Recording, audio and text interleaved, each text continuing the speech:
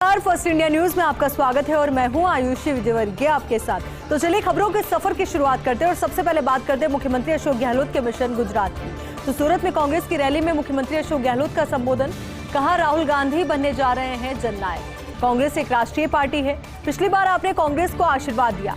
केजरीवाल ने हिमाचल में झूठे वादे किए, गुजरात में बीजेपी को सोपड़ा साफ होने का डर है। तो तमाम अहम बातें मुख्यमंत्री अशोक गहलोत ने गुजरात में सभी को संबोधित करते हुए कही और उन्होंने कहा कि राहुल गांधी बनने जा रहे हैं जननायक। कांग्रेस एक राष्ट्रीय पार्टी है, पिछली बार आपने कांग्रेस को आशीर्वाद दिया। केजरीवाल ने हिमाचल में झूठे वादे किए, गुजरात में बीजेपी को सोपड़ा साफ होने का डर है। माध्यमिक शिक्षा बोर्ड के 12वीं बोर्ड के मॉडल प्रश्न पत्र जारी, लगभग 23% अंक वस्तुनिष्ठ प्रश्नों से। शैक्षणिक सत्र 2022-23 के लिए 12वीं बोर्ड के मॉडल प्रश्न पत्र जारी हो गए। मॉडल प्रश्न पत्रों के अनुसार परीक्षा संपूर्ण सिलेबस पर होगी आयोजित। वर्ष 2022 में विज्ञान संकाय, गणित एवं जीव विज्ञान यानी कि बायोलॉजी और मैथ्स दोनों रजिस्टर्ड विद्यार्थी 2,28,000 हैं। तो वहीं 12वीं बोर्ड परीक्षा में सम्मिलित विद्यार्थी 2,27,000 है। उत्तीर्ण विद्यार्थियों की संख्या 2,20,000 है। 97.7% विद्यार्थी उत्तीर्ण हुए। तो अहम जानकारी स्टूडेंट से जुड़ी हुई। माध्यमिक शिक्षा बोर्ड के 12वीं बोर्ड के मॉडल प्रश्न पत्र जारी हो गए हैं, लगभग 23% अंक वस्तुनिष्ठ प्रश्नों से। तो वहीं शैक्षणिक सत्र 2022-23 के लिए 12वीं बोर्ड के मॉडल प्रश्न पत्र जारी। मॉडल प्रश्न पत्रों के अनुसार परीक्षा संपूर्ण सिलेबस पर होगी आयोजित। वर्ष 2022 में विज्ञान संकाय रजिस्टर्ड विद्यार्थी है 2,28,000। 12वीं बोर्ड परीक्षा में सम्मिलित विद्यार्थी हैं 2,27,000। उत्तीर्ण विद्यार्थियों की संख्या 2,20,000 है। तो वहीं 97.7% विद्यार्थी उत्तीर्ण हुए। झालावाड़ में एंटी करप्शन ब्यूरो की कार्रवाई हुई है। 15 दिन में एंटी करप्शन ब्यूरो की तीसरी बड़ी कार्रवाई। एंटी करप्शन ब्यूरो ने आज रोजगार सहायक अंतिम कुमार को ट्रैप किया है। 10,000 रुपए की रिश्वत लेते दबोचा है। 30,000 रुपए की मांगी थी रिश्वत। Anti corruption bureau ASP Bhavani Shankar Meena ने दिया है कार्रवाई को अंजाम। तो अपने आप में देखा जाए तो एंटी करप्शन ब्यूरो के द्वारा ताबड़तोड़ कार्रवाई की जा रही है। लगातार एक्शन में है एंटी करप्शन ब्यूरो और इसी कड़ी में झालावाड़ में एंटी करप्शन ब्यूरो की कार्रवाई हुई है। 15 दिन में एंटी करप्शन ब्यूरो की तीसरी बड़ी कार्रवाई है। एंटी करप्शन ब्यूरो ने आज रोजगार सहायक अंतिम कुमार को ट्रैप किया है। 10,000 रुपए की घूस लेते दबोचा है। 30,000 रुपए की घूस मांगी गई थी। Anti corruption bureau ASP Bhavani Shankar Meena ने इस पूरी कार्रवाई को अंजाम दिया। गुजरात पुलिस ने राजस्थान पुलिस से मदद मांगी है। गुजरात के ऐसे अपराधी जो राजस्थान में सक्रिय हैं, उन्हें पकड़ने का आग्रह किया है। गुजरात पुलिस ने भेजी है राजस्थान पुलिस को 4,000 लोगों की लिस्ट। राजस्थान पुलिस ने शुरू किया है गुजरात पुलिस के आग्रह पर काम। बीते 3 दिन में पकड़े जा चुके हैं 40 अपराधी। तो गुजरात पुलिस ने राजस्थान पुलिस से मदद मांगी है कि गुजरात के ऐसे अपराधी जो राजस्थान में सक्रिय हैं, उन्हें पकड़ा जाए। गुजरात पुलिस ने भेजी है राजस्थान पुलिस को 4,000 लोगों की लिस्ट। राजस्थान पुलिस ने शुरू किया है गुजरात पुलिस के आग्रह पर काम। तो वहीं बीते 3 दिन में पकड़े जा चुके हैं 40 अपराधी। रेल मंत्री अश्विनी वैष्णव कल अजमेर के दौरे पर रहने वाले हैं। रेलवे स्टेशन और कारखानों का वो निरीक्षण करेंगे। रेल मंत्री अश्विनी वैष्णव स्पेशल ट्रेन से सुबह 6 बजे पहुंचेंगे अजमेर। सुबह 9:45 पर रोजगार मेले का उद्घाटन करेंगे। इसके बाद 12 बजे पुष्कर ब्रह्मा मंदिर के दर्शन करेंगे।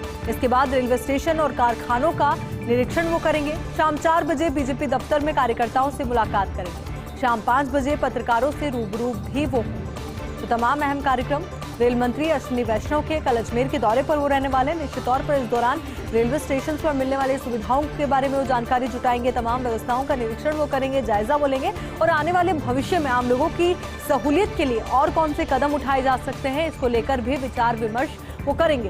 कारखानों का निरीक्षण भी उनका करने का कार्यक्रम है।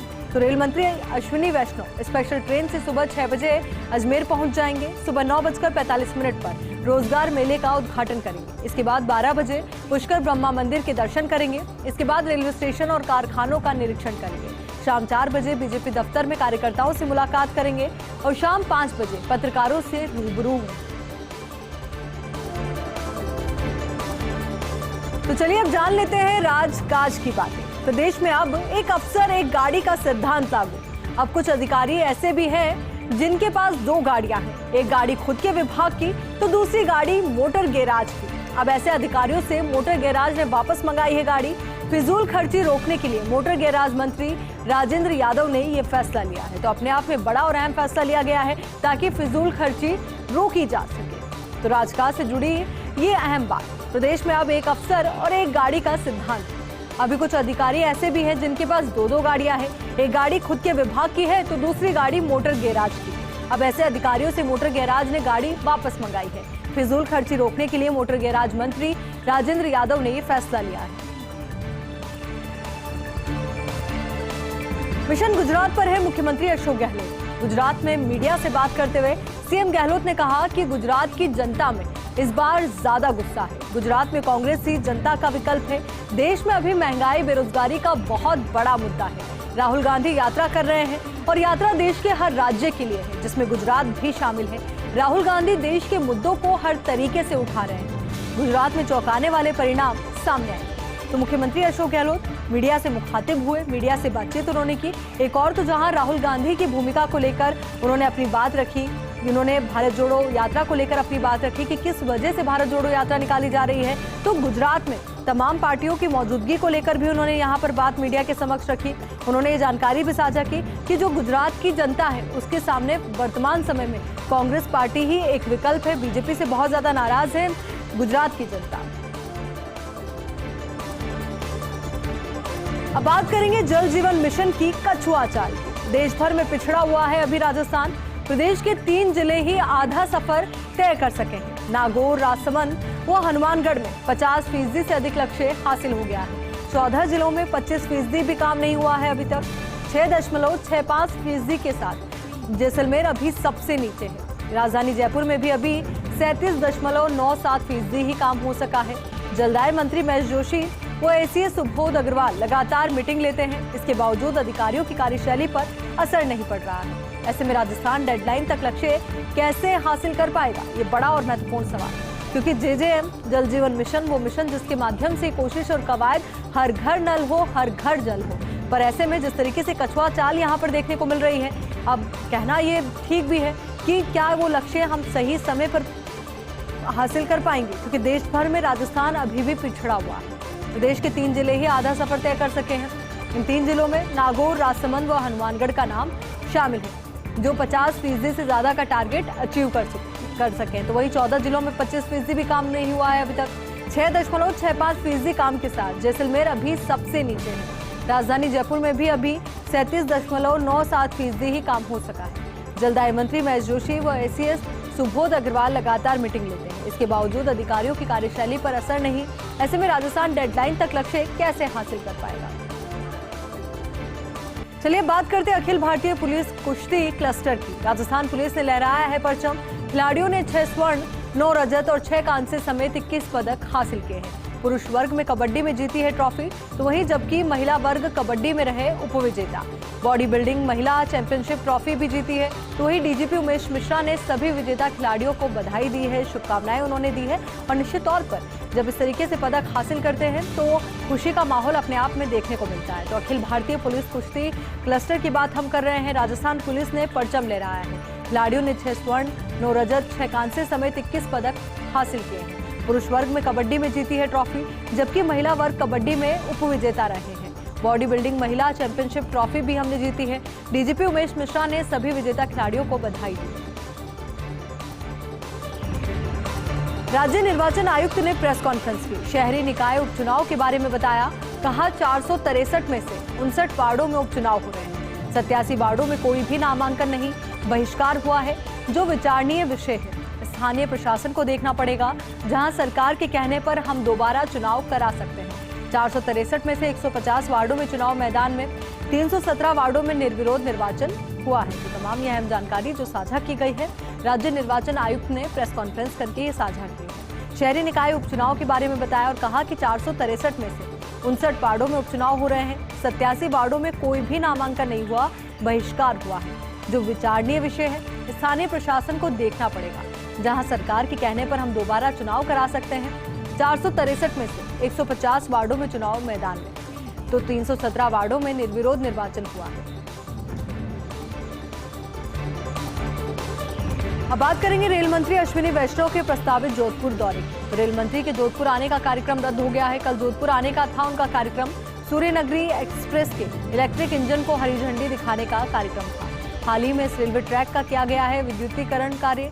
अब रेल मंत्री अजमेर से ही वापस लौटेंगे दिल्ली। तो पहले ये तय कार्यक्रम बताया जा रहा था कि अजमेर से वो जोधपुर जा सकते हैं। उनका जोधपुर का दौरा भी प्रस्तावित था। हालांकि अब रेल मंत्री अश्विनी वैष्णव का प्रस्तावित जोधपुर दौरा रद्द हो गया है। कल जोधपुर आने का उनका तय कार्यक्रम था। सूर्यनगरी एक्सप्रेस के इलेक्ट्रिक इंजन को हरी झंडी दिखाने का कार्यक्रम था। हाल ही में इस रेलवे ट्रैक का विद्युतीकरण किया गया है। अब रेल मंत्री अजमेर से ही वापस लौटेंगे दिल्ली। यहाँ रुकेंगे एक छोटे से ब्रेक के लिए, जल्द हाजिर होंगे।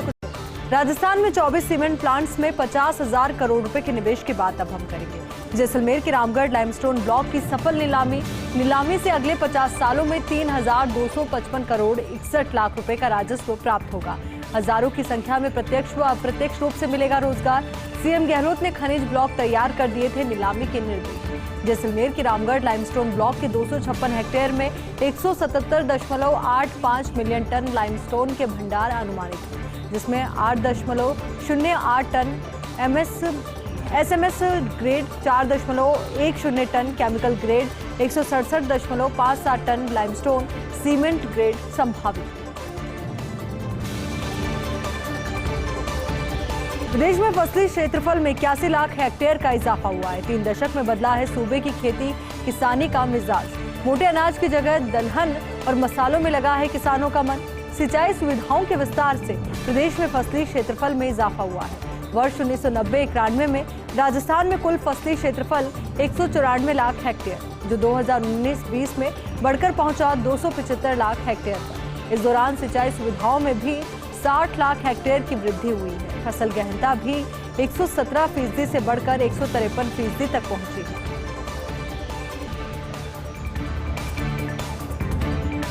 खान विभाग से अब खबर है, खनिज सैंडस्टोन क्वारी लाइसेंस के वार्षिक किराए में वृद्धि की गई है।